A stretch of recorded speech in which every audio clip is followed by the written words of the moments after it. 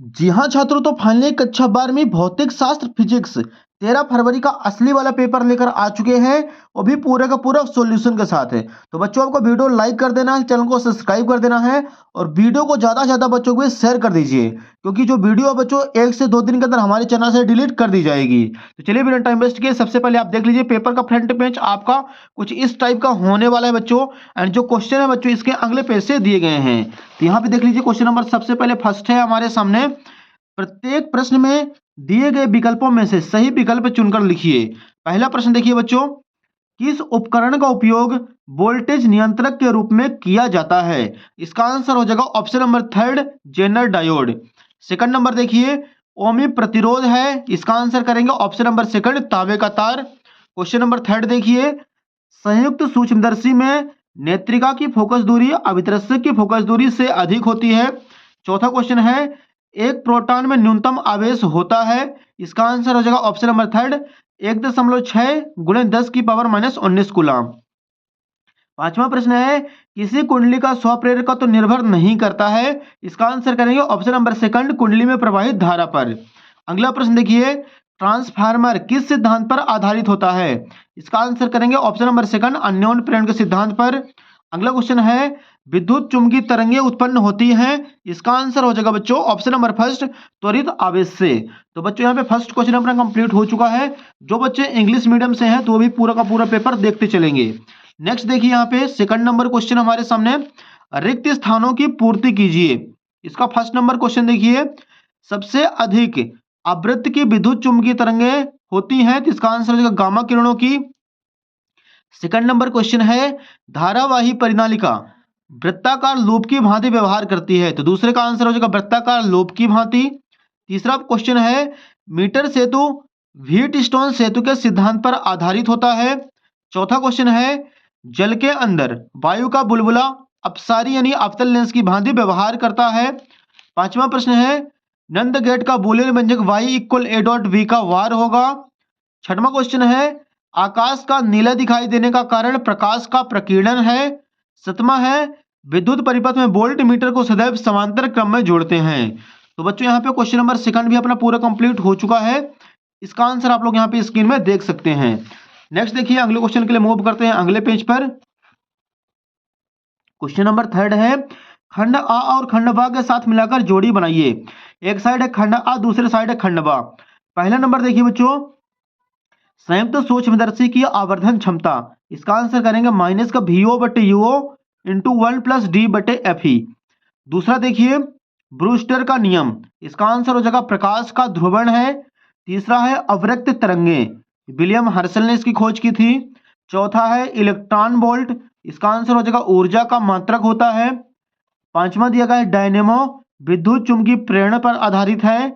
छठवां है अमीटर, इसका आंसर करेंगे धारा नापने का यंत्र होता है। सातवां है विद्युत समर्थ, इसका आंसर हो जाएगा VI। तो बच्चों यहाँ पे तीसरा प्रश्न भी अपना कंप्लीट हो चुका है, जो कि सही जोड़ी थी, इसका भी आप लोग स्क्रीनशॉट ले लीजिए। अगले क्वेश्चन के लिए मूव करते हैं नेक्स्ट पेज पर। यहाँ पे देखिए क्वेश्चन नंबर 4 है, प्रत्येक कथन का एक वाक्य में उत्तर दीजिए। पहला प्रश्न है, लेंस की फोकस दूरी लेंस की क्षमता पर किस प्रकार निर्भर करती है? इसका आंसर हो जाएगा P बराबर 1/F होती है। सेकंड नंबर है, किस गेट को व्युत्क्रम गेट कहा जाता है? इसका आंसर हो जाएगा नॉट गेट को। थर्ड नंबर है, लेंज का नियम किस सिद्धांत पर आधारित है? इसका आंसर हो जाएगा ऊर्जा संरक्षण के नियम पर। चौथा प्रश्न है, देहली आवृत्ति क्या है? इसका आंसर करेंगे कम आवृत्ति के विकिरण से प्रकाश इलेक्ट्रॉन उत्सर्जित नहीं होने देते। अगला प्रश्न देखिए यहाँ पे पांचवा है, खगोलीय दूरदर्शी की आवर्धन क्षमता कैसे बढ़ाई जाती है? इसका आंसर करेंगे अभिदर्शी की फोकस दूरी बढ़ाकर और नेत्रिका की फोकस दूरी घटाकर। छठवां देखिए, कुचालक माध्यम की उपस्थिति का विभव पर क्या प्रभाव पड़ता है? इसका आंसर करेंगे विभव घट जाएगा। और सातवां है, विस्थापन धारा किस कारण उत्पन्न होती है? इसका आंसर हो जाएगा समय के साथ विद्युत क्षेत्र में परिवर्तन के कारण विस्थापन धारा उत्पन्न होती है। तो हो जाएगा बच्चों क्वेश्चन नंबर 4 भी अपना कंप्लीट।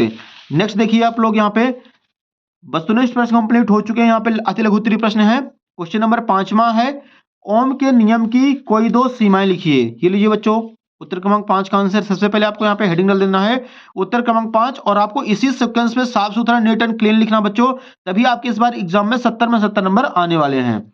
अगला देखिए, छठवां क्वेश्चन है, लॉरेंज बल किसे कहते हैं? ये लीजिए इसका आंसर, जब कोई बिंदु आवेश Q ऐसे क्षेत्र में जहां विद्युत क्षेत्र और चुंबकीय क्षेत्र दोनों उपस्थित हों गति करता है, तो दोनों क्षेत्रों द्वारा आवेश पर आरोपित बल को लोरेंज बल कहते हैं। ये हो जाएगा बच्चों उत्तर क्रमांक 6 में का आंसर। इसका आप लोग स्क्रीनशॉट ले लीजिए। नेक्स्ट देखिए अगले क्वेश्चन के लिए अगले पेज पर यहाँ पे हमारे सामने क्वेश्चन नंबर 7 है जो कि न्यूमेरिकल है बच्चों। एक पारदर्शक माध्यम का ध्रुवण कोण 30 डिग्री है, तो अपवर्तक कोण का मान ज्ञात कीजिए। ये लीजिए बच्चों 7वें का आंसर। यहाँ पे सबसे पहले लिखेंगे IB बराबर 30 डिग्री, सूत्र होता है म्यू बराबर 10 IB, 10 30 की वैल्यू 1/√3, अतः अपवर्तन कोण का मान 1/√3 होगा। नेक्स्ट देखिए क्वेश्चन नंबर 8वां, विद्युत चुंबकीय प्रेरण के लिए फैराडे का दूसरा नियम लिखिए। ये लीजिए बच्चों 8वें का आंसर। यहाँ पे लिखेंगे सबसे पहले फैराडे के विद्युत चुंबकीय प्रेरण का द्वितीय नियम, प्रेरित विद्युत वाहक बल का मान चुंबकीय फ्लक्स में परिवर्तन की दर के अनुक्रमानुपाती होता है, सूत्र के रूप में एप्सिलॉन इक्वल -d∅v/dt। ये हो जाएगा बच्चों उत्तर क्रमांक 8 का आंसर। इसका आप लोग फटाफट स्क्रीनशॉट ले लीजिए। नेक्स्ट देखिए अगले क्वेश्चन नंबर 9 है, सिद्ध कीजिए कि विद्युत क्षेत्र के किसी समांतर पृष्ठ से गुजरने वाला विद्युत फ्लक्स का मान सदैव शून्य होता है। तो ये लीजिए बच्चों 9वें का आंसर, थोड़ा सा बड़ा है, आप लोग इसके स्क्रीनशॉट ले लीजिए, आपको अच्छे से सॉल्व कर लेना है। लास्ट में आपको लिख देना है विद्युत क्षेत्र के किसी समांतर पृष्ठ से गुजरने वाला विद्युत फ्लक्स का मान सदैव शून्य होता है। चलिए अगले क्वेश्चन के लिए मूव करते हैं नेक्स्ट पेज पर। यहाँ पे देखिए बच्चों प्रश्न क्रमांक हमारे सामने 10वां है, खतरे का सिग्नल लाल रंग का होता है क्यों। ये लीजिए बच्चों 10वें का आंसर लिखेंगे, लाल रंग के प्रकाश का तरंग दैर्ध्य अधिक होता है, जिससे रेले के नियमानुसार वायुमंडल के अणुओं द्वारा लाल रंग के प्रकाश का प्रकीर्णन बहुत कम होता है, अतः लाल रंग के सिग्नल को दूर से देखा जा सकता है। ये हो जाएगा पहले बच्चों उत्तर क्रमांक 10 का आंसर। इसका आप लोग स्क्रीनशॉट ले लीजिए। अगला प्रश्न देखिए, प्रश्न 11 है, निरोधी विभव किसे कहते हैं। इसका अथवा दिया गया है, द्रव्य तरंगों के कोई दो गुण लिखिए। तो यहाँ पे लिखेंगे अथवा इसका पहला हो जाएगा, द्रव्य तरंगे प्रत्येक गतिशील कण से संबंध होती हैं। दूसरा पॉइंट, द्रव्य तरंगे विद्युत चुंबकीय तरंगे नहीं होती हैं। तो ये हो जाएगा बच्चों प्रश्न क्रमांक 11 का अथवा। इसका आप लोग स्क्रीनशॉट ले लीजिए। अगला प्रश्न देखिए 12 नंबर है, एन प्रकार एवं पी प्रकार के अर्धचालक में अंतर लिखिए कोई दो। ये लीजिए बच्चों इसका आंसर, एक साइड हमें हेडिंग डाल देना है एन प्रकार के अर्धचालक, दूसरी साइड पी प्रकार के अर्धचालक। पहला पॉइंट लिखेंगे, इसमें बहुसंख्यक आवेशवाहक इलेक्ट्रॉन होते हैं, इसमें बहुसंख्यक आवेशवाहक होल होते हैं। दूसरा पॉइंट लिखना है, इसमें अल्पसंख्यक आवेशवाहक होल होते हैं, इसमें अल्पसंख्यक आवेशवाहक इलेक्ट्रॉन होते हैं। ये हो जाएगा पहले बच्चों प्रश्न क्रमांक 12 का आंसर। इसका आप लोग स्क्रीनशॉट ले लीजिए। नेक्स्ट देखिए प्रश्न 13 का आपको अथवा कर लेना है, किसी सेल के विद्युत वाहक बल विभवांतर और आंतरिक प्रतिरोध में संबंध स्थापित कीजिए। ये लीजिए बच्चों प्रश्न 13 जो कि व्यंजक है, इसको आपको अच्छी तरीके से अपनी कॉपी में लिख लेना है और इसको आपको तैयार कर लेना है। ये हो जाएगा उत्तर क्रमांक 12 13 का अथवा। चलिए अगले पेज पर चलते हैं नेक्स्ट क्वेश्चन के लिए। यहाँ पे देख लीजिए प्रश्न 14 है, 14 को आपको अथवा कर लेना है, विद्युत परिपथ की सहायता से विभवमापी का सिद्धांत समझाइए। ये लीजिए बच्चों उत्तर क्रमांक 14 का आंसर, विभवमापी की सबसे पहले परिभाषा और ये इसका पूरा का पूरा सिद्धांत। इसका आप लोग स्क्रीनशॉट ले लीजिए। अगला प्रश्न देखिए 15 नंबर है, सरल सूक्ष्मदर्शी एवं खगोलीय दूरदर्शी में अंतर लिखिए कोई तीन। ये लीजिए बच्चों प्रश्न क्रमांक 15 का आंसर, एक साइड आपको हेडिंग डालना है सरल सूक्ष्मदर्शी, दूसरी साइड खगोलीय। पहला पॉइंट, इसमें एक उत्तल लेंस का प्रयोग किया जाता है, इसमें दो उत्तल लेंसों का प्रयोग किया जाता है। दूसरा पॉइंट लिखेंगे, इसमें लेंस की फोकस दूरी बहुत कम होती है, इसमें अभिदर्शक लेंस की फोकस दूरी ज्यादा तथा नेत्रिका लेंस की फोकस दूरी कम होती है। तीसरा पॉइंट, इसमें आंख को लेंस के बहुत पास रखना चाहिए, इसमें आंख को नेत्रिका लेंस के पास रखना चाहिए। ये हो जाएगा पहले बच्चों उत्तर क्रमांक 15 का आंसर। इसका आप लोग फटाफट स्क्रीनशॉट ले लीजिए। चलिए अगले क्वेश्चन के लिए मूव करते हैं नेक्स्ट पेज पर। यहाँ पे देख लीजिए आप लोग क्वेश्चन नंबर 16 है जो कि न्यूमेरिकल है।